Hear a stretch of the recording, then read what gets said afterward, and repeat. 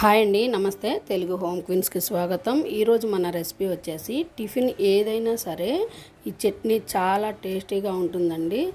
ఈరోజు నేను సామెల దోశ చేశాను, దాంట్లోకి అయితే ఈ చట్నీ చేశానండి. ఎంతో రుచిగా ఉంటుంది. ఇడ్లీలో తిన్నా, ఉప్మాలో తిన్నా, పూరికి కూడా చాలా రుచిగా ఉండే చట్నీ అండి ఇది. ఇటువంటి రుచిగల చట్నీని ఎలా చేయాలో ఇప్పుడు చూసేద్దామండి. ఒకసారి చేసి తిన్నారంటే మళ్ళీ మళ్ళీ చేసుకుంటారండి. దీనికోసం మిక్సీ జార్ తీసుకొని పచ్చి కొబ్బరి ముక్కలు 1 కప్పు తీసుకున్నానండి. ఫ్రెష్ కొబ్బరి అయితేనే దీనికి చాలా రుచిగా ఉంటుంది. దీంట్లోకి వేయించిన శనగపప్పు 2 టేబుల్ స్పూన్ వరకు తీసుకోవాలి. అలాగే ఒక 5 జీడిపప్పుల్ని చిన్న చిన్న ముక్కలుగా కట్ చేసి వేసుకోవాలి. బాగా గ్రైండ్ అవుతుందన్నమాట. దీంట్లోకి ఒక 4 వెల్లుల్లి రెబ్బలు కూడా వేసుకోవాలి.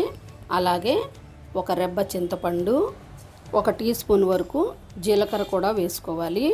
తర్వాత మనకి కారానికి తగ్గట్లుగా పచ్చిమిర్చి వేసుకోవాలండి. వేయించైనా వేసుకోవచ్చు, లేదంటే ఇలా పచ్చిగా కూడా వేసుకోవచ్చు అన్నమాట. ఇలా పచ్చిగా వేసినా కూడా చాలా రుచిగా ఉంటుంది.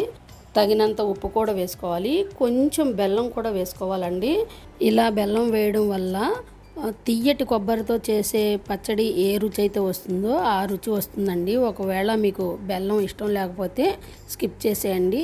కొంచెం కొత్తిమీర కూడా వేసుకొని ఒకసారి గ్రైండ్ చేసిన తర్వాత తగినన్ని నీళ్లు పోసుకొని మళ్ళీ గ్రైండ్ చేసుకోవాలి. మరీ మెత్తగా చేసుకోకుండా కొంచెం ఈ విధంగా కొబ్బరి కనపడే విధంగా చేసుకోవాలండి. దీనికి తాలింపు మరింత రుచిని పెంచుతుంది. దీనికోసం 1 టేబుల్ స్పూన్ నూనె వేసుకొని వేడయ్యాక 1/2 స్పూన్ చొప్పున ఆవాలు, మినపప్పు వేసుకోవాలి. అవి కొంచెం వేగిన తర్వాత 1/2 స్పూన్ జీలకర్ర, 1 ఎండుమిరపకాయ వేసుకుని అవి కొంచెం వేగిన తర్వాత కరివేపాకు వేసుకోవాలి. ఇవి బాగా చిటపటమన్న తర్వాత తీసుకెళ్ళి మనం చట్నీలో కలుపుకోవాలండి. ఎంతో టేస్టీగా ఉండే కొబ్బరి చట్నీ రెడీ అయిపోతుందండి. మీరు ఏ టిఫిన్ తిన్నా సరే మీరు చేసుకొని ఒకసారి చూడండి, మళ్ళీ మళ్ళీ చేసుకొని తింటారనమాట. అంత టేస్ట్గా ఉంటుంది, అందరికీ నచ్చుతుందండి. ఇడ్లీకి అయితే ఈ చట్నీ బాగుంటుంది, అట్టుకైతే అల్లం చట్నీ, ఇలా రకరకాలుగా చేసుకుంటూ ఉంటాం కదండి. కానీ ఈ ఒక్క చట్నీ చేశారంటే అన్నిటికీ కూడా చక్కగా సరిపోతుంది.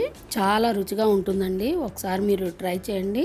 ట్రై చేసి ఎలా ఉందో చెప్పండి. ఈ వీడియో మీ అందరికీ నచ్చిందని అనుకుంటున్నానండి. మీకు కనుక ఈ వీడియో నచ్చినట్లయితే లైక్ చేయండి, షేర్ చేయండి, సబ్స్క్రైబ్ చేసుకోండి నెక్స్ట్ వీడియోస్ కోసం. Thank you for watching.